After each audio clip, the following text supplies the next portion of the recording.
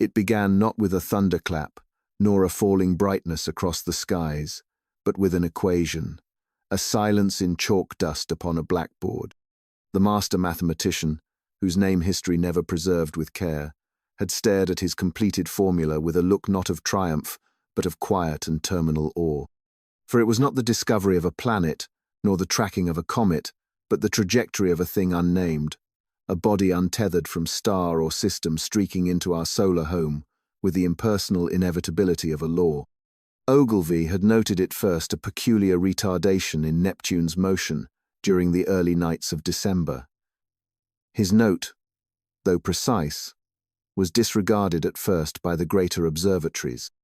Atmospheric turbulence, they said, or instrumental variation. Yet it persisted, a subtle slowing, then a wobble, and finally, a deviation that could not be explained without invoking an external force. One must understand, Neptune, the sentinel of the sun's dominion, does not stray lightly. It had danced the same quiet orbit since before man had words for the heavens. To see it hesitate was to feel the breath catch in the throat of science itself. Soon after, the speck appeared. It shimmered in the region of Leo, faint as the sigh of starlight behind cloud. The first photographs captured it as no more than a grain of silver on the plate, yet the grain grew. And with it, so did speculation. They named it nothing, for none dared call it a comet, nor a planet. It obeyed no familiar curve. It came faster than such bodies should come, and hotter. Its trajectory, as plotted by the sleepless mathematician in Cambridge, did not bend toward the sun, it plunged, as though it sought, with unfathomable fury, to undo the very mechanics that gave it form. And still, the public laughed. The newspapers, ever fond of an apocalypse postponed, published columns of clever sarcasm and whimsical doom. "Another end of the world, bring an umbrella." One headline read, "The year was turning." It was a time for fireworks and whiskey, not for awe. Yet awe came.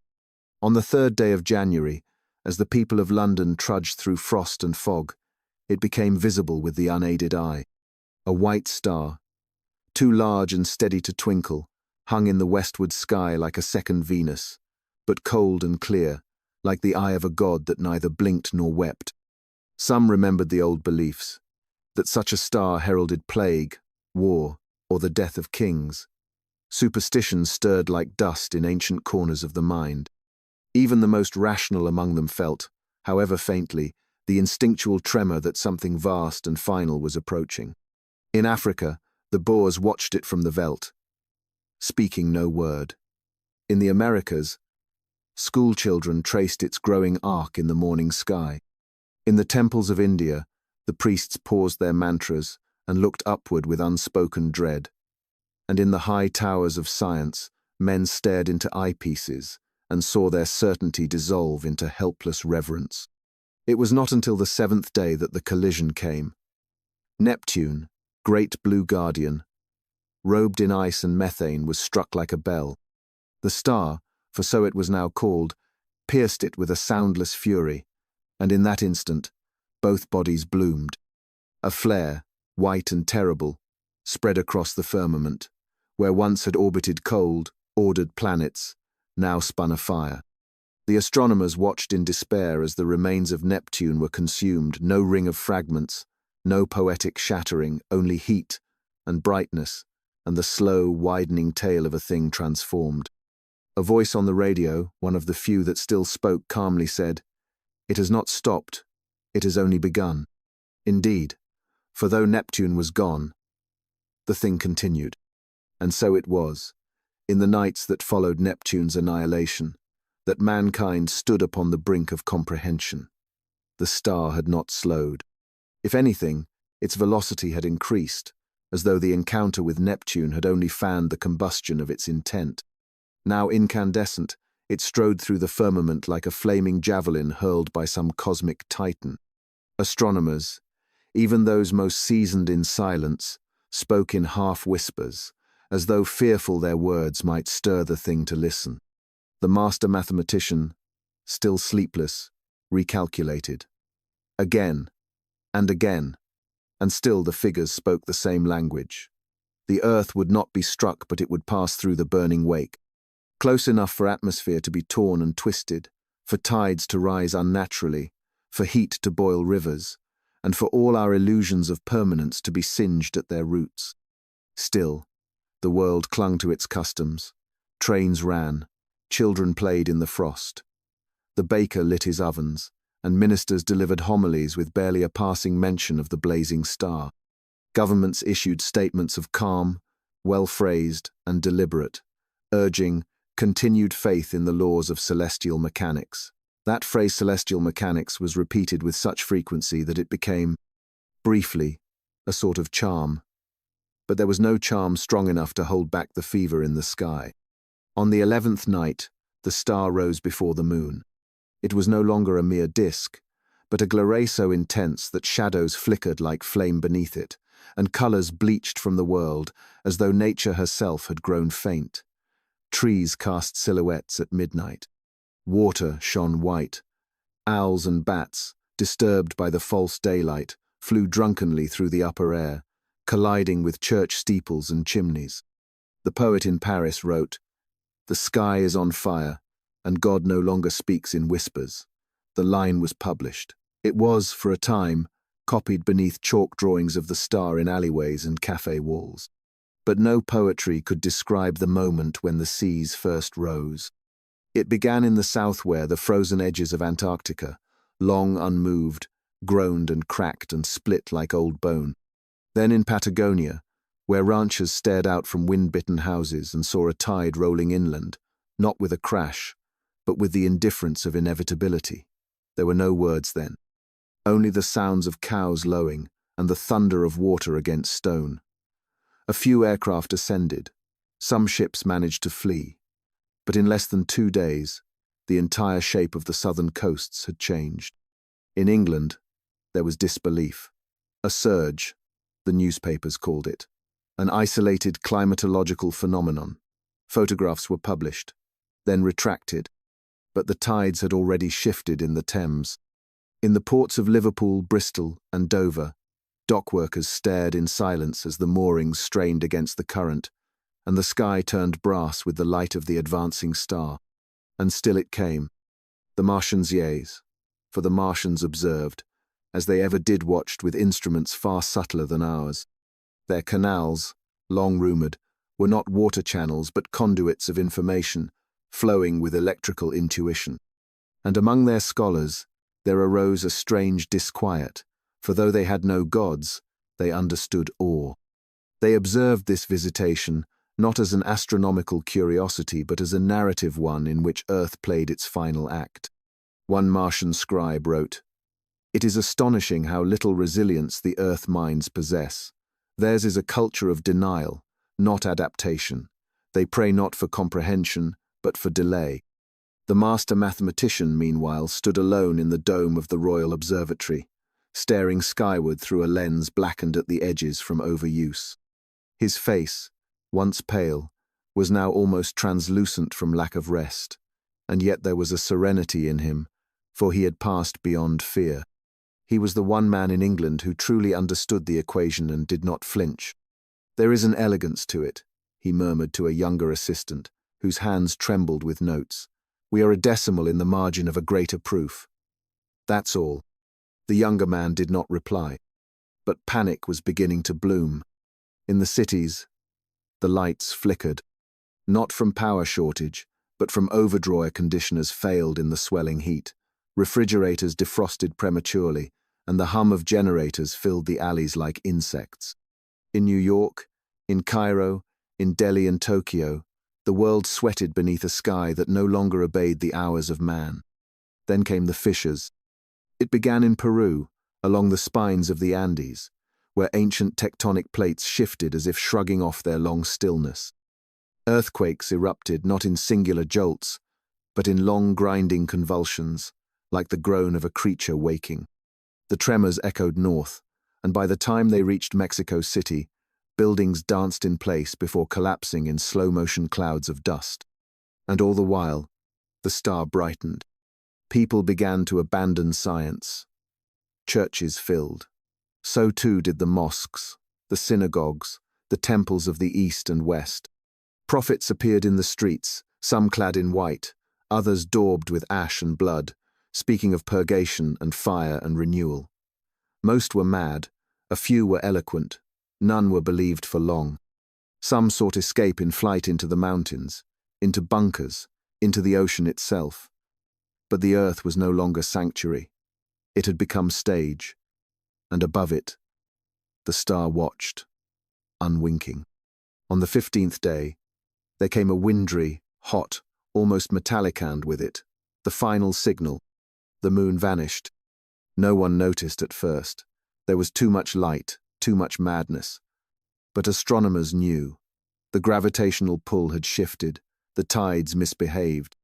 And when the sky dimmed, the pale ghost that had always followed us was gone, burned away, or pulled astray, none could say. It was then that the master mathematician gathered his students one final time.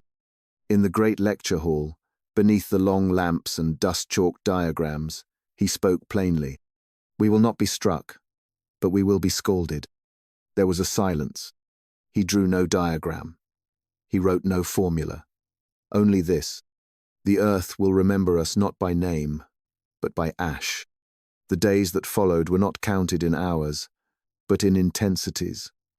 Of heat, of fear, of a strange and growing silence that wrapped the earth like a second skin. The great star, now filling nearly a quarter of the sky at zenith, no longer merely glowed. It howled, silently, in the minds of those who stared too long. There were no words for this sensation, no sound, no pressure, only the growing, aching awareness that something vast and terrible was watching back. In the countryside, animals fled without direction. Birds abandoned migration paths and flew in tight circles until they fell from the sky. Bees vanished from their hives. Dogs howled at noon. Insects hatched early and died confused. Nature had unspooled, slowly and deliberately. In London, as in many other cities, gas lines burst from the expanding heat. The Thames rose, then retreated, then rose again, as if uncertain whether to drown its captors. The Houses of Parliament stood silhouetted in the fiery sky like monuments in a forgotten necropolis. Yet Parliament itself continued to sit briefly, until the roof fell, and still the star came closer. The master mathematician, nameless in most records but recalled with haunted respect in 1,000 memoirs, published one final message through the world's remaining telegraph network. We have 5 rotations, not more. The fissure will begin at the Atlantic.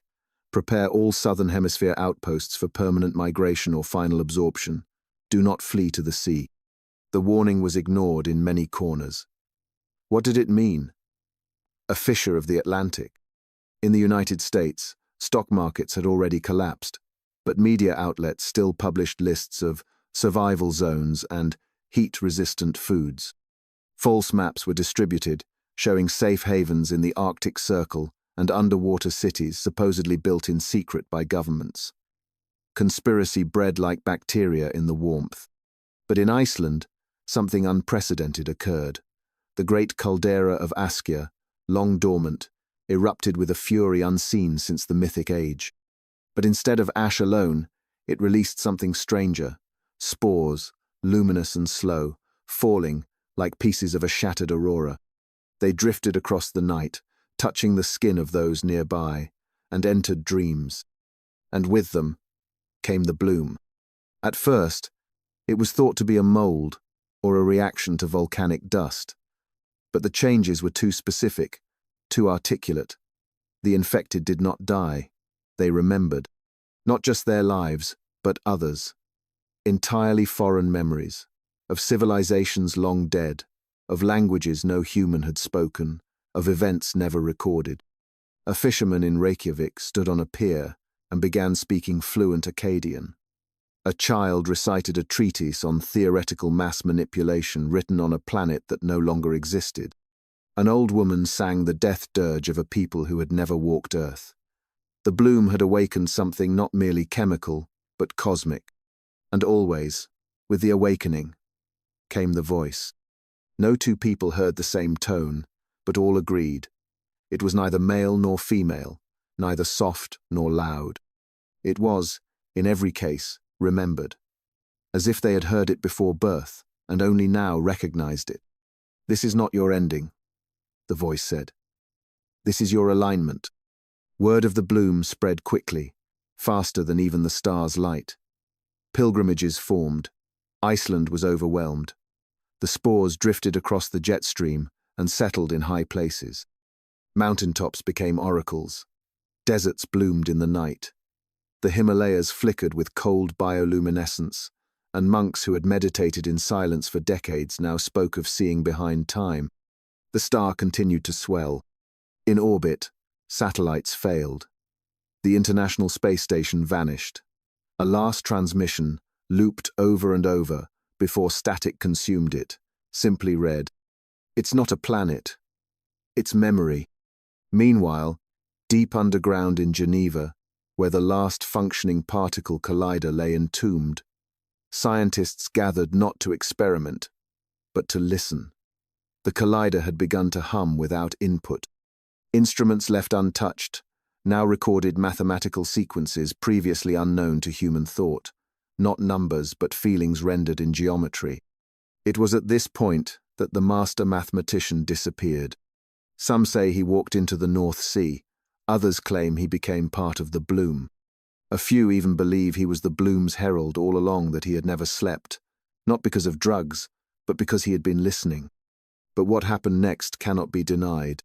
The star arrived, not as collision, but absorption. The sky turned white, clouds vaporized, the sun grew dim in comparison, and time, if that word still applied, paused. All across the world, people fell to their knees, not from faith or terror, but from a sense of unbearable familiarity. The sensation was not of destruction, but of reunion. The bloom, now active in 1 in every 20 humans, spoke in chorus. "The archive is open." And then, as if the earth itself were a book, the pages turned, mountains folded, seas rose and retracted, cities became reflections of memories not yet lived. People forgot their names and gained others. Each human mind became not a container, but a corridor, connected to countless others. History splintered, reality blurred. And yet we endured. Not all, but some. Enough. For this was not extinction, this was exposure. The bloom had not come to end us. The star had not come to burn us. We had been isolated. Now we were archived, shared, aligned. And from Mars, the watchers whispered, "They remember now. They are no longer alone." They came walking out of the sea one night after the tide had surged far beyond the coastlines and drawn back, leaving sea glass and salt bones in its wake. Not people, not animals, shapes, beings. Tall, jointed in odd places, trailing long threads of light from their shoulders, like kelp made of memory. They glided on footsteps they did not need, crossing sand without pressure, moving inland with no hesitation. They were rememberers. No weapons, no words, only presence.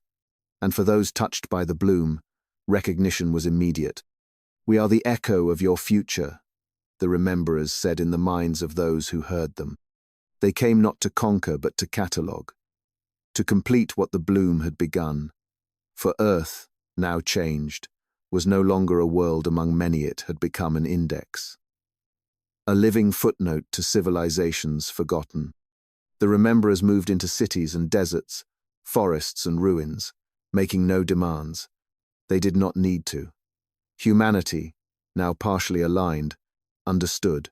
Not all resisted. Some wept with joy. Some, of course, still feared. Militaries that remained fired weapons.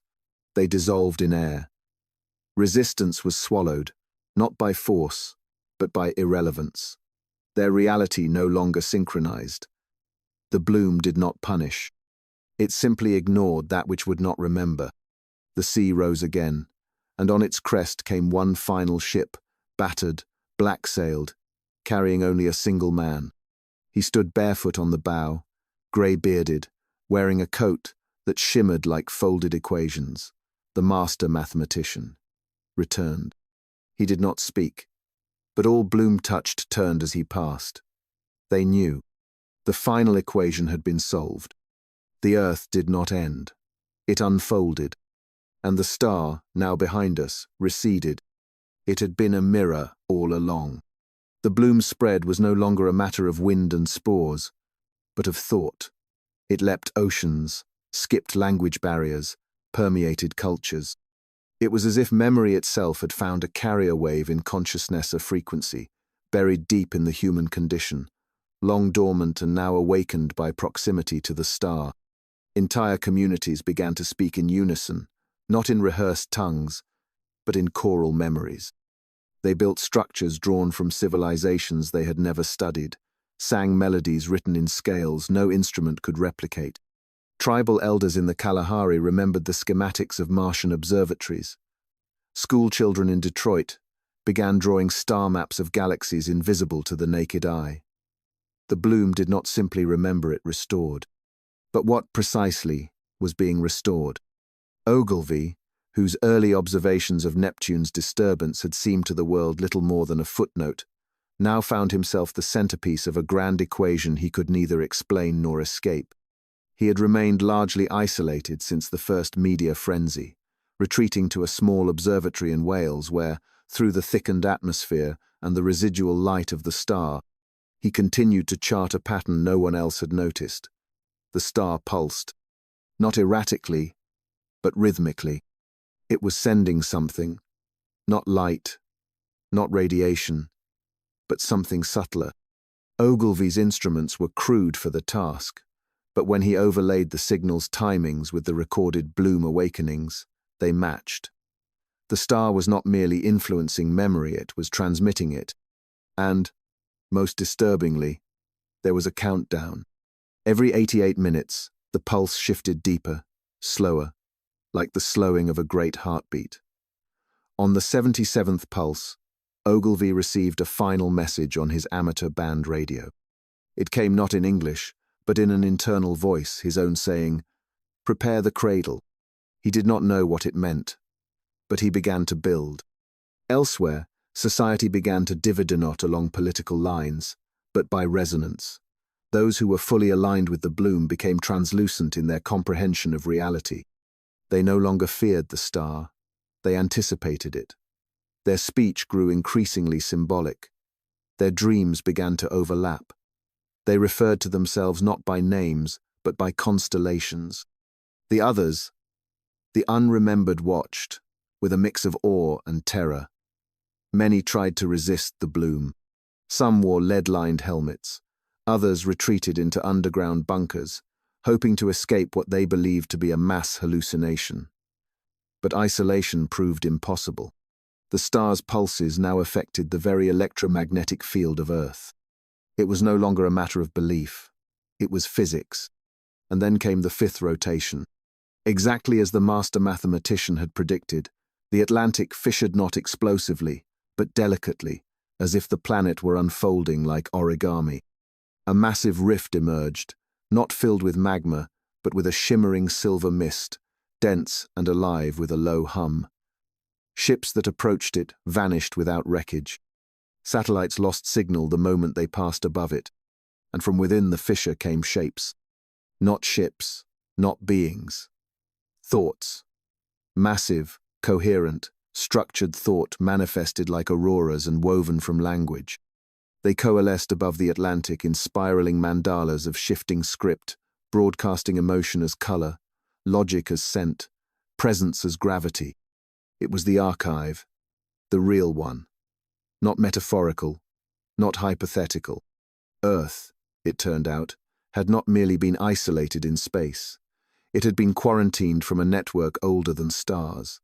The Bloom was the reconnection, the star, the key, and the question, long buried, now sang through every vibrating molecule. Do you remember who you were before the forgetting?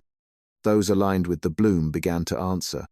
They spoke of lives lived not on Earth, but through Ita as if human experience had been a long act of incubation. They remembered falling into bodies like rain into cups.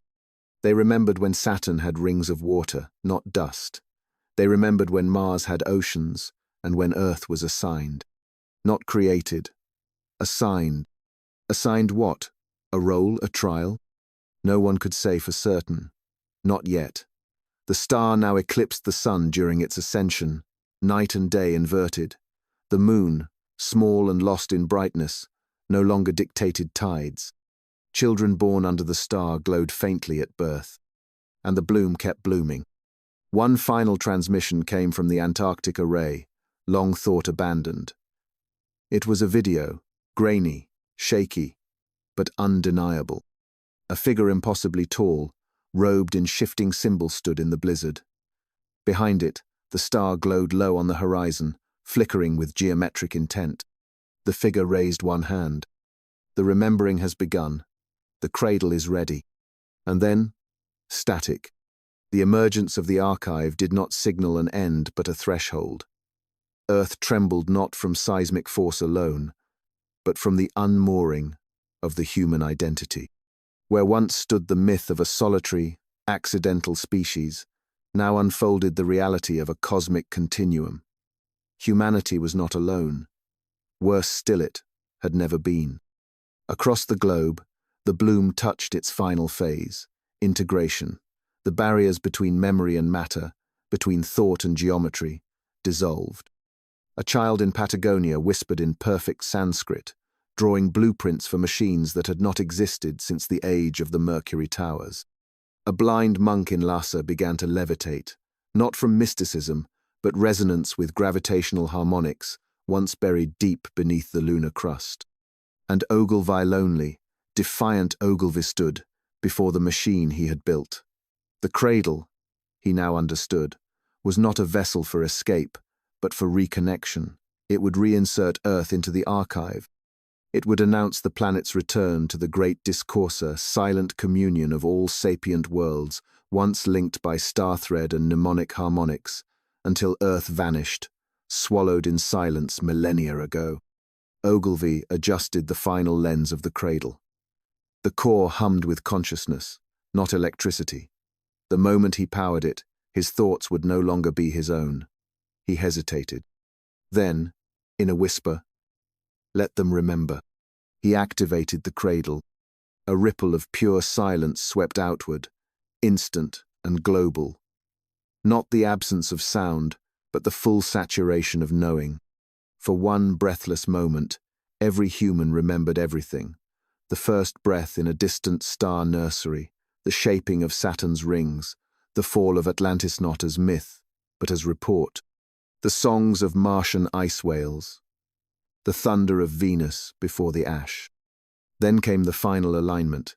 The star, now swollen and stabilizing into a new fixed point in Earth's sky, locked its pulse with the cradle. The two became one resonance. The archive opened fully. And from it came a voice, no sound, but intention. Planet 440, designation Earth reinstated. Welcome home. The aftermath was not cataclysm, but transformation. Governments fell quietly. Not in war, but in irrelevance. No leader could govern what had awakened. Borders blurred as people migrated toward the lay points, the ancient power lines that had once seemed myth, now revealed as neural junctions of planetary thought. Technology inverted. Machines no longer required fuel, only harmony. Cities grew quiet, not abandoned, but at peace. The sky turned opalescent, weather obeyed intention, oceans calmed. Disease vanished, not cured but made irrelevant by the body's remembered design. And among it all, the children the bloom-born began to speak less, and be more. They needed no school, they needed no teaching. They remembered. In their drawings, architects saw equations. In their play, physicists saw prophecy. One such child, standing atop the ruins of an old observatory, pointed at the star and said to her mother, "That's not a star. It's our beginning." Ogilvy watched her from afar, older now, tired, but content. He had been a catalyst, a witness. He had feared madness, but in the end, He had walked Earth back to its story. And above it all, glowing endlessly in a sky that now told the truth, the star pulsed not as warning, but as memory made manifest. And the Earth remembered.